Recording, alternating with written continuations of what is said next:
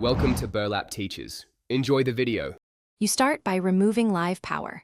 Shut off the AC breaker and unplug the transformer, then verify 0V at the panel with a multimeter. Once done, open the plastic cover by removing the visible screws. Keep them in a bowl. You should then disconnect the backup battery. This prevents fault codes and avoids sparks. Make sure to tell anyone monitoring the account you're working on the system, otherwise the alarm company could dispatch a service call. You now document and remove the connections. Take close photos of every terminal, then label each conductor so reinstallation is foolproof.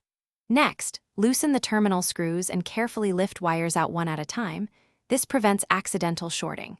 If expansion modules or a communicator are present, unclip or unscrew them and set them aside. Once wiring is free, support the main board and remove the mounting screws holding the panel to the wall. You finish by lifting the panel off its mounting plate and guiding any remaining wires into the wall cavity. Cap exposed conductors with wire nuts or high-quality tape.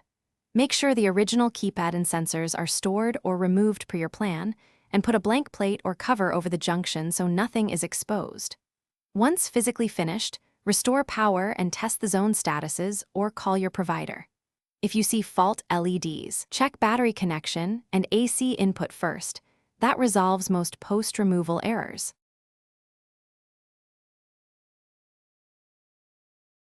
Thanks for watching. Consider subscribing if this video helped you.